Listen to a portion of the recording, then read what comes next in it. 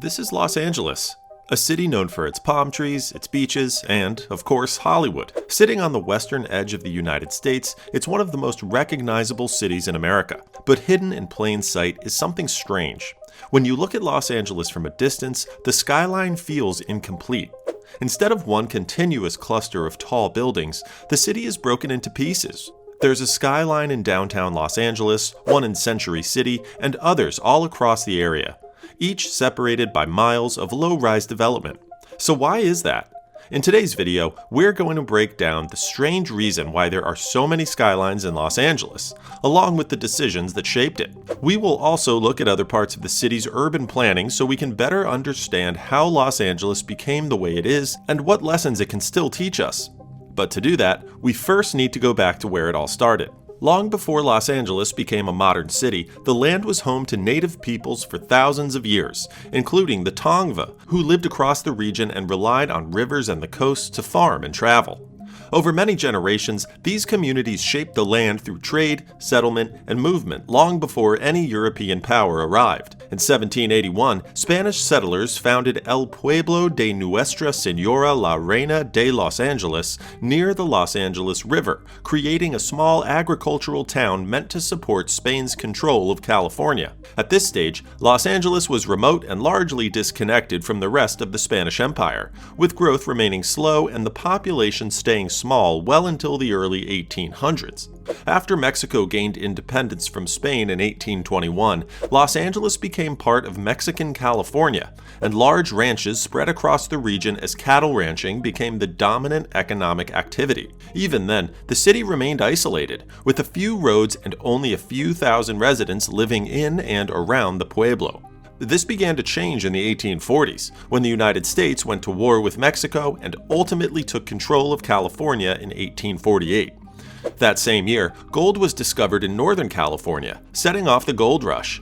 While Los Angeles was far from the gold fields, the gold rush transformed the entire state by bringing hundreds of thousands of people west, forcing the creation of new ports, roads, and supply routes, and tying Southern California more closely to national trade networks. In the 1880s, the railroad reached Los Angeles, dramatically lowering the cost and time needed to travel to Southern California. As a result, large numbers of people moved into the region. Housing spread outward, and nearby towns like Pasadena, Glendale, and Burbank grew alongside the city, turning Los Angeles into a connected region rather than a single town. This rapid growth soon revealed a serious problem, because Los Angeles did not have enough water to support its expanding population. At the time, the city relied on local rivers and groundwater, which were already running low during long droughts. To solve this, city leaders decided to bring water from the Owens Valley, a remote farming region more than 200 miles northeast of Los Angeles near the Sierra Nevada mountains.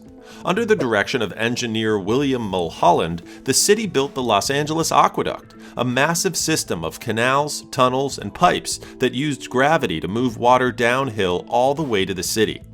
When the aqueduct opened in 1913, it delivered a steady supply of water without pumps, making large-scale growth possible and allowing Los Angeles to keep expanding across the region. Around the same time, another change was quietly reshaping Los Angeles. Early filmmakers began moving west to escape strict patent control on the East Coast, and they found something rare in Southern California: steady sunlight, open land, and space to build. Small studios appeared first, then larger ones followed, and by the 1920s, Hollywood had become the center of the American film industry. As movies grew into major business, workers arrived from across the country looking for jobs, and the city's population rose quickly alongside the studios. Then, in the 1930s, a different source of growth took hold. Oil production expanded across Los Angeles and the surrounding hills, with wells appearing near neighborhoods, rail lines, and factories. The oil industry created jobs and wealth, and that money helped fund new roads, buildings, and local infrastructure. Even as the Great Depression slowed many cities, Los Angeles continued growing, supported by energy production and steady industrial work. That momentum carried into World War II. During the 1940s, Los Angeles became one of the largest industrial and manufacturing centers in the United States, especially for aircraft and defense production. Massive factories filled the region, and millions of workers were employed to support the war effort. New neighborhoods were built quickly to house them, and when the war ended, many of those aerospace jobs stayed, turning Los Angeles into a long-term center for advanced industry and shaping the city for decades to come. In the decades that followed, the city expanded even farther as freeways replaced streetcars and suburbs spread across valleys and hills. Los Angeles grew outward instead of upward. By the time Los Angeles reached the modern era, tall buildings were finally allowed to rise, but they did not gather into one single place. Instead, they appeared in separate clusters across the city, creating a skyline that felt spread out rather than unified. So why is that? We'll answer that in the next section. If you noticed in the last section, there were not many skyscrapers in Los Angeles early on. That was not because the city could not build them. It was because the city made a choice not to. For many years, people believed earthquakes were the reason Los Angeles chose not to develop a tall skyline. At first glance, that idea makes sense. The city sits near major fault lines, and tall buildings can feel risky when the ground moves. But that's actually not the reason. In the early 1900s, Los Angeles was growing fast, and leaders worried about what kind of city it would become. In 1903, city officials asked a small group of well-known architects to study tall buildings and recommend rules for future growth. One of the most important figures involved was John Parkinson. Parkinson was not just any architect. He designed many of downtown Los Angeles's most important early buildings, including offices and hotels. Because of that, his opinions carried real influence with city leaders. At the same time this group was meeting, Parkinson was completing his own major project downtown, the Braley Block at 4th and Spring Streets. When it opened in 1904, the building stood about 173 feet tall and rose 12 to 13 stories above the street. It instantly became the tallest building Los Angeles had ever seen. For the first time, the city could see what true vertical growth looked like. But that moment triggered worry. City leaders did not want downtown to turn into a dense cluster of tall buildings like New York or Chicago. Many believed those cities felt dark and crowded. Los Angeles wanted to be different. It wanted sunlight, open streets, and space. These ideas came directly from the City Beautiful movement, which argued that cities should feel orderly, bright, and harmonious. In 1905, the Los Angeles City Council acted. It passed an ordinance that limited most new buildings to about 130 feet, which worked out to roughly 12 or 13 stories, depending on construction type. This rule applied across most of the city and immediately stopped any future buildings from rising higher than the Braley Block. Then, in 1911, voters strengthened the rule even further. They approved a city charter amendment that raised the cap slightly to 150 feet and locked it into the city's governing document. This meant the height limit could no longer be changed easily by city council. It would take another public vote to remove it. Los Angeles County later applied the same limit to nearby cities, spreading the rule across the region. And for the next 50 years, this single law shaped the city's skyline. And the same thing happened along Wilshire Boulevard and other growing corridors. Developers found small loopholes by adding decorative towers or signs, but real skyscrapers were still banned. And as the city's population grew, the city had no other option than to expand outwards. And people were still in support of this. Even after World War II, many people defended the height limit. Some praised the flat skyline for its balance and beauty. Others even argued that tall buildings could make the city a target during the Cold War. But pressure kept building. Downtown had little room to grow, and businesses were spreading farther apart. So, in 1956, voters finally removed the height limit. The old rule was replaced with a new system based on floor area, which controlled building size instead of height. Skyscrapers were now allowed, but the damage was already done, at least in terms of skyline unity. For half a century, Los Angeles had forced growth to move sideways. During that time, jobs settled in different places. Roads and later freeways connected many centers instead of one. So when tall buildings finally became legal, there was no single core left to pull everything together. That's why Los Angeles looks the way it does today. Downtown has towers, Century City has towers, Wilshire Boulevard has towers, and many other nearby areas, causing the large gaps we see today. But height limits were only part of the story. Even after skyscrapers were allowed, another set of rules quietly shaped where they could go and where they could not. To understand why those gaps stayed in place, we have to look at zoning. As Los Angeles kept growing, another problem quietly locked itself into the city. It was not about demand. It was about what the law allowed people to build. Over time, zoning rules made most of Los Angeles off-limits to apartments and multi-unit housing. Today, about 70% of residential land in the city is zoned only for single-family homes. That means one house per lot, no apartments, no small buildings, and very little room for growth. At first, this did not seem like a crisis. The city still had land, and growth could spread outward. But the rules never adjusted as the population kept rising. These zoning choices have deep roots. In 1908, Los Angeles became the first city in the United States to create single-family only residential zones. At the time, leaders said the goal was to protect neighborhoods. But researchers now show these rules also work to separate people by income and race. Over the decades, those patterns hardened. By the mid-20th century, federal housing programs helped white families buy homes in single-family neighborhoods, while many black families were denied the same support. Zoning and housing policy reinforced each other, shaping who had access to safer streets, better schools, and cleaner air. The impact is measurable today. Studies from UC Berkeley show that neighborhoods dominated by single-family zoning have higher incomes, higher home values, and better health outcomes. In contrast, denser neighborhoods, where apartments are allowed, are more likely to house lower-income families and communities of color. Another Berkeley study found an almost direct relationship between single-family zoning and lower lead exposure in children. In simple terms, where the law limits density, living conditions tend to be better. And where people are packed together, risks are higher. At the same time, Los Angeles has failed to build enough housing. Under California's housing mandate, the city must plan for 456,643 new homes between 2021 and 2029. That's more than 5 times the number of homes built in the previous decade.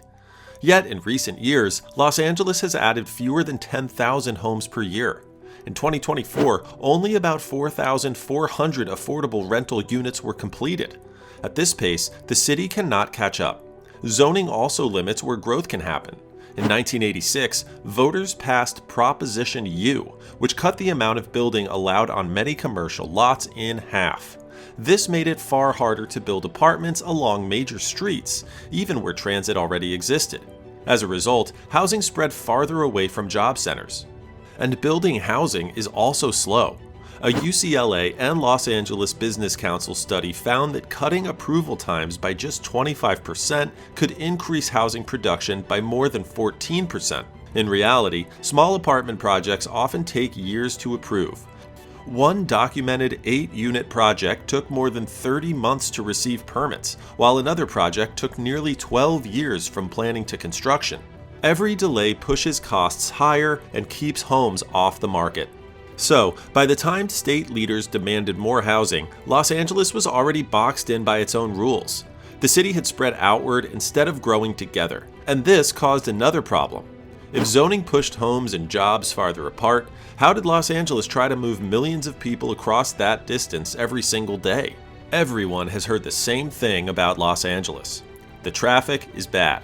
Highways stay crowded and driving often feels unavoidable. This reputation is backed by data. Transportation studies show the average Los Angeles driver loses more than 80 hours each year sitting in traffic, and congestion costs the region over $9 billion annually in lost time and fuel. In global rankings, Los Angeles regularly appears among the most congested cities in the world. This is not just a problem of too many cars. There's more to it. It's a problem of distance. Homes and daily services are spread far apart, which forces long trips every day. UCLA researchers describe Los Angeles as dense enough to create heavy traffic, but not dense enough in most areas to support fast and reliable public transportation. That imbalance pushes people into cars, even when other options would make more sense. Los Angeles does have public transit. LA Metro operates more than 116 bus routes and 6 rail lines covering over 100 miles of track. On paper, the system looks large. In practice, it struggles to compete with driving. Many neighborhoods sit far from rail stations, and buses often move at the same speed as car traffic. In downtown Los Angeles, average travel speeds during rush hour drop to about 17 miles per hour, which slows buses and trains that share the same streets. The cost shows up in everyday life. Drivers lose thousands of dollars each year in wasted fuel and lost time. Long commutes cut into family time and raise stress levels. For people without cars, limited transit makes reaching jobs and services harder. Thankfully, though, Los Angeles is not standing still. After decades of rules that pushed growth outward and locked people into long drives, the city and the state are starting to change direction, and the shift is visible in both zoning and transportation. On the zoning side, the biggest change arrives with Senate Bill 79, which takes effect in 2026. The law allows multi-story apartments near major transit stops, including areas that were once limited to single-family homes. State analysis shows this affects about 5% of city land, nearly 18,000 acres, and opens development potential on more than 100,000 parcels. Advocacy groups estimate this alone could generate up to $1 billion per year in new property tax revenue, money that can fund infrastructure and public services while adding housing supply. The city is also moving faster on its own. Downtown Los Angeles removed parking minimums and height caps in key areas, while expanded adaptive reuse rules now allow office buildings as young as 15 years old to convert into housing. With roughly 144 million square feet of vacant office space citywide, even small conversions can add thousands of homes without building from scratch.